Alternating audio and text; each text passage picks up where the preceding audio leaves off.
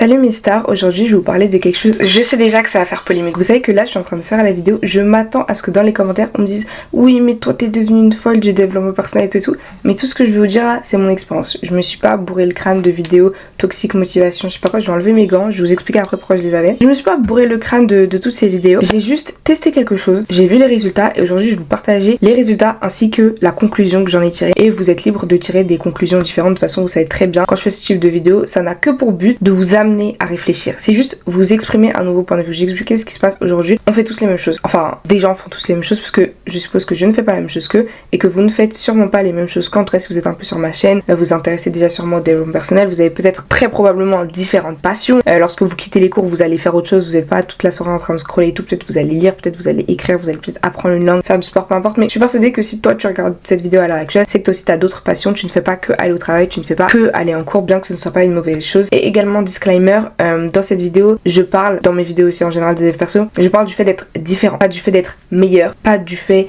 que les autres sont moins bien que nous, je parle vraiment juste de la différence. C'est important, il n'y a aucune arrogance dans cette vidéo, je pars du principe qu'on est différent, donc on doit agir différemment. Pour vous remettre un peu dans le contexte, j'ai fait une année de césure pour me permettre de travailler sur mes passions, l'apprentissage de langue et l'écriture, et également de développer mes sources de revenus. Donc là, si jamais vous n'êtes pas au courant, j'ai pu faire 5K sur un mois, et il y a une interview avec mon mentor qui est sortie, etc. J'en ai pas trop parlé sur mon Instagram, mais voilà, il y a certains abonnés et tout qui ont fait l'interview, qui m'ont félicité en privé, etc. Ça fait super plaisir, merci énormément. Parce que moi, je vous ai jamais caché que le but de mon année de césure, c'était un petit peu de prendre mon indépendance financière. Et je suis contente de voir que à la rentrée, c'est bon, c'est un objectif qui est atteint. Donc ça, c'est vraiment génial et merci vraiment pour vos messages, les messages que j'ai reçus, ça fait très très plaisir. Je vous mettrai le lien dans la description de l'interview si jamais. Donc à l'heure actuelle, je suis étudiante, créatrice de contenu. J'ai également 2 formations, j'apprends des langues et j'écris des romans. C'est-à-dire qu'on est sur pas mal de casquettes, tu vois. Donc moi, quand la rentrée est arrivée, je me suis dit, ok, comment je vais faire pour jongler entre les cours, la création de contenu, donc tout ce qui va être faire des vidéos comme celle-ci, des vidéos sur TikTok, des vidéos sur Instagram, mais la partie aussi formation, donc qui va être plus concrète, où je vais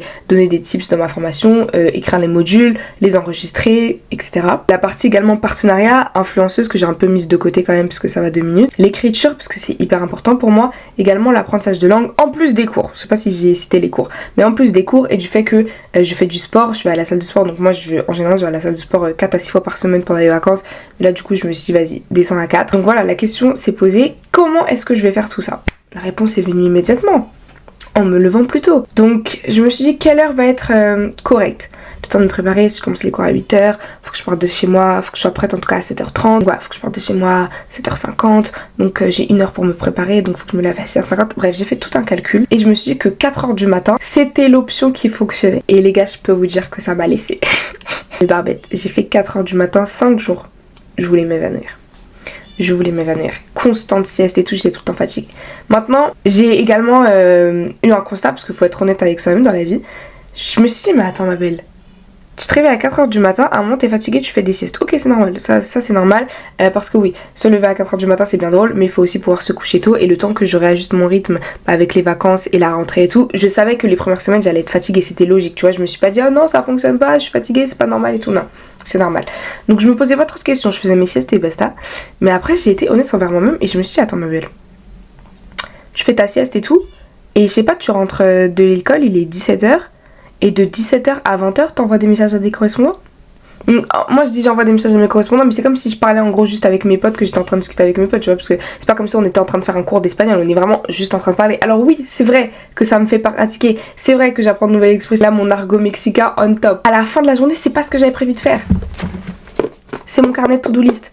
À aucun moment dans ma to-do list il y a écrit discuter avec mes correspondants pour pratiquer. Je suis à un stade, sans vouloir dire que je suis meilleure que je sais pas qui en espagnol, mais je suis à un stade où discuter avec mes correspondants ça me permet de pratiquer, mais ça ne m'apprend rien. Ça va m'apprendre un peu d'argot, quelques expressions, ils vont parfois corriger mes fautes, etc. Mais je veux dire, c'est pas... Sur la loi de Pareto, c'est pas le 20% qui donne 80% des résultats. À l'heure actuelle, c'est le 20% qui donne 20% de résultats, tu vois. C'est ce qui est pas trop utile, qui permet de continuer à pratiquer, etc. C'est bien drôle, mais là, je suis à un stade où j'ai besoin de m'améliorer en grammaire, écouter différents audios, donc ne plus regarder des vidéos YouTube, mais plutôt m'intéresser à des documentaires, etc. Et à l'heure actuelle, c'est pas ce que je fais. Donc à ce moment-là, le premier point de cette vidéo, en fait, c'est être honnête. Être honnête envers soi-même, les filles. Mes barbettes, mes stars, mes princesses, tout ce que vous voulez, soyez honnête envers vous-même. Parce que je l'ai été toute la semaine dernière, enfin... J'ai analysé mon correspondant, mon comportement tout au long de la semaine dernière. Je me dis, mais Gina, Toi t'es marrante et tu fais rire tout le monde là. Parce que tu te réveilles le matin et il est 4h du matin, t'es fatiguée, tu te forces quand même, tu travailles, tu fais ta morning routine. Mais quand je vous dis mes matinées, elles étaient... Mes matinées sont folles, je me réveille, je fais ma morning routine. Donc mon petit on va dire miracle morning et tout, mais je l'ai appelé Barbette morning routine parce que c'est moi qui l'ai inventé. Genre j'ai mis en place une morning routine, peut-être je vous en parlerai dans une vidéo. À l'heure actuelle c'est un système qui est que partagé dans ma formation, mais ma formation ne concerne pas le dev perso, c'est sur l'apprentissage de langue et j'ai rajouté ça dans les modules. Donc voilà, je vous ferai sûrement une vidéo à ce sujet, mais en gros c'est une routine qui me permet déjà de démarrer la journée en me sentant bien mentalement, en évitant le stress, en me préparant, parce que je sais que je vais avoir une longue journée avec tous mes objectifs etc. Donc de manière à ce qu'à 14h je sois pas en train de me dire ah mais pourquoi je fais tout ça, la vie est trop dure et tout. C'est toute une préparation mentale et une préparation également physique. On en parlera dans une autre vidéo si ça vous intéresse, donc n'hésitez pas à commenter Barbette morning routine ou juste Barbette, je comprendrai. Et je vous ferai une vidéo à ce sujet, je préparerai ça. Mais bref, tout ça pour vous dire qu'en gros je me réveille sur mon coaching, tout ça. Ensuite j'étudie le coréen. Ensuite j'ai cours de coréen dès le matin, oui. Ensuite c'est le moment où je me prépare. Je vous dis la vérité, sur une semaine j'ai même pas mangé. J'ai pris un repas par jour. Sur ma semaine de rentrée j'ai pris un repas par jour. Et je sors d'une prise de maths. Si vous n'étiez pas au courant, je sors d'une prise de maths. En gros je m'ennuie et tout à la salle de sport, j'avais plus de motivation. Je me dis ok, fixe un objectif de prendre du poids. Enfin du prendre de... Bref, you know what I mean. Du coup je mangeais peut-être 4 repas par jour et je mangeais énormément. Et là j'arrive et je mange plus du tout ce matin. Encore une fois, parce que là on est mercredi, on mange tourne, ça continue. Ce matin mon petit déj c'était des raisins. Mes petits déj, vous savez c'était quoi cet été? Une tomate, un avocat, du fromage, 4 œufs. Si le frigo le permet, on rajoute des lardons. Je vous dis que j'ai mangé cet été. Là avec la rentrée là, je viens de perdre 3 kilos. La vérité, je me suis vue dans une robe bien. J'ai dit la vérité, ça va pas se passer comme ça. Ça va pas se passer comme ça, je vais recommencer à manger parce que c'est hors de question. Et malgré toute la fatigue à laquelle j'étais exposée, je rentrais le soir à 17h, je traînais sur mon téléphone.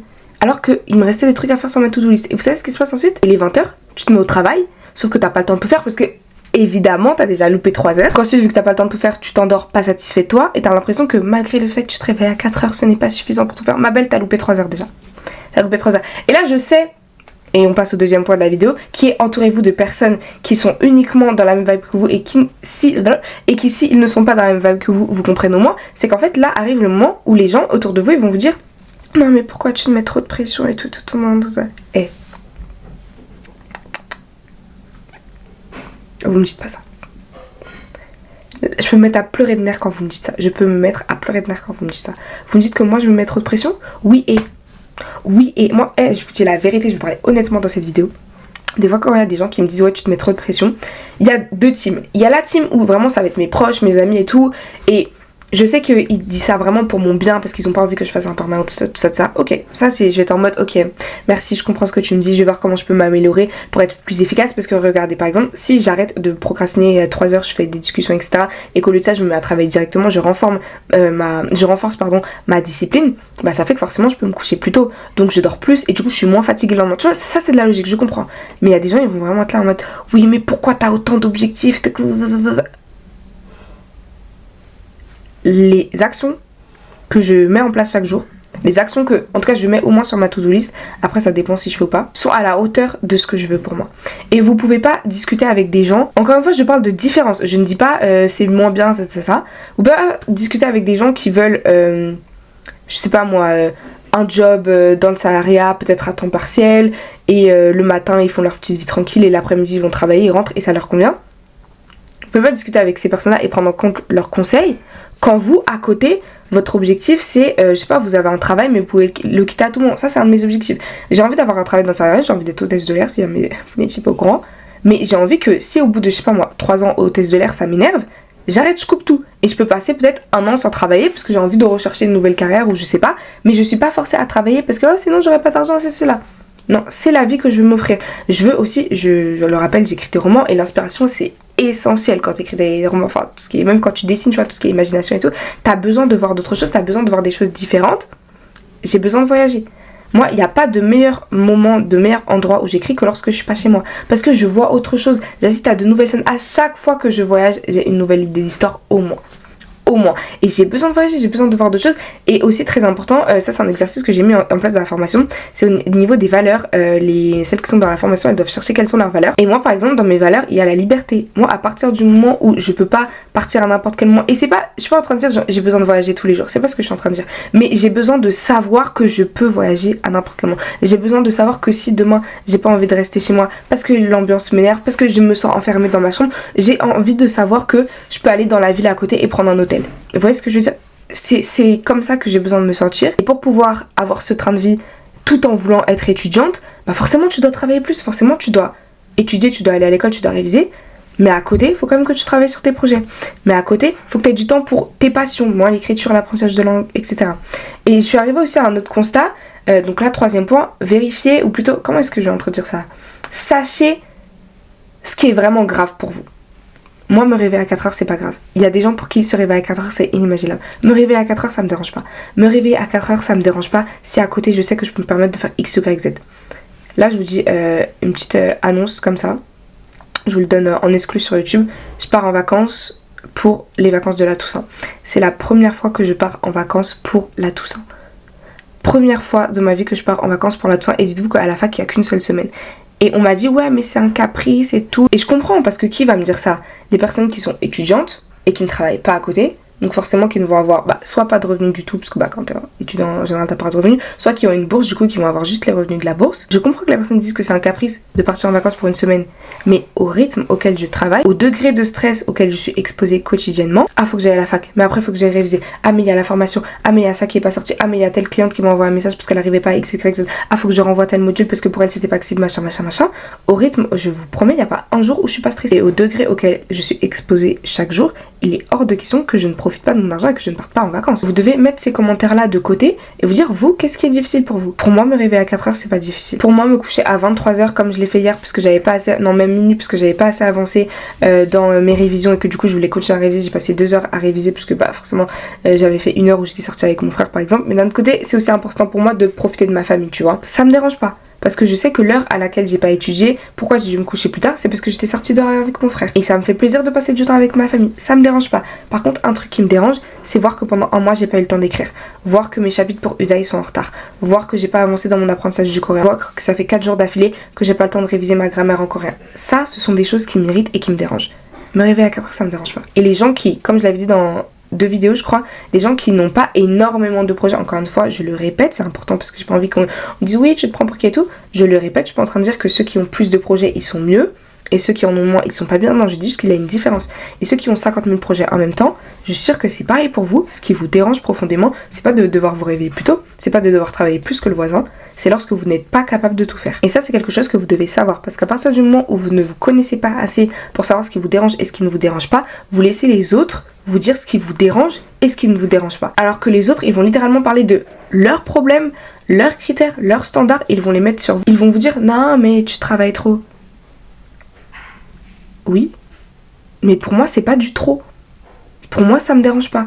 Et ça me dérange encore moins quand je vois que je me couche tard parce que j'ai procrastiné et que si ça n'avait pas été le cas, j'aurais eu le temps de tout faire et j'aurais eu le temps de me coucher à une heure raisonnable. Des fois je regarde les 24 heures dans la journée, je me dis c'est faisable. Mais c'est faisable si par exemple je ne passe pas 1 heure à regarder les snaps de mes potes sur Snapchat. Mais c'est faisable si je passe pas 30 minutes dans le bus à lire des tweets au lieu de lire mon roman en portugais. C'est faisable si le soir, au lieu d'aller regarder une vidéo YouTube d'une youtubeuse française que je kiffe, je mets une youtubeuse en coréen. Si vous avez des objectifs, soyez honnête envers les actions qui sont nécessaires pour atteindre ces objectifs. Tu vas pas me dire oui j'ai envie, je sais pas moi, d'être B2 en coréen en 1 an avec 10 minutes par jour. Soyez honnête envers vous et ce que vous pouvez faire quotidiennement. Si vous êtes étudiant et que vous avez un job à côté et que vous devez vous occuper de vos petits frères, que vous avez des responsabilités au sein de votre foyer, ou peut-être même que vous avez un enfant, est-ce que ça va vraiment être faisable pour vous de travailler 1 heure par jour le coréen? Et troisièmement, une fois que vous avez un plan et que vous le mettez en place, vous devez être honnête envers vous-même encore une fois et vous dire ok, est-ce que j'ai bien respecté mon plan? Non. Ok, on réessaie la semaine prochaine. Ok, là est-ce que je l'ai mieux respecté? Oui, mais malheureusement ça a pas fonctionné. Ok, on modifie. Vous ne pourrez jamais vous améliorer et donc avancer. C'est lorsque vous faites un plan. 1, vous ne le respectez pas. Option 2, vous le respectez mais qu'à moitié. Par exemple, moi, dans l'une de mes stratégies, je devais faire 15 minutes de discussion en coréen seule, mais en gros genre je mets ma caméra et je me parle etc. Sur la semaine dernière, sur 7 jours, j'ai dû faire 4 jours. Je peux pas ensuite au bout d'un mois me dire ah mais j'ai testé cette technique, ça a pas fonctionné. Girl, t'as testé la technique à moitié. J'espère que ça vous aura aidé à y voir plus clair sur vos objectifs et sur la difficulté que peut vous demander le fait d'avoir plusieurs objectifs. Mais surtout le plus important, n'oubliez pas de 1, si vous avez plein de projets, vous n'êtes pas comme la majorité des gens, donc vous ne pouvez pas agir comme eux. Et numéro 2, personne ne réussit à obtenir de grands résultats sans faire de grands sacrifices et de grands efforts. C'est normal si c'est dur parce que si c'était facile, tout le monde le ferait. Et je sais que c'est une phrase cliché, mais regardez autour de vous qui regarde des séries. Tout le monde. Qui se pose devant la télé ou devant Netflix en rentrant le soir? Tout le monde. Qui va au fast-food?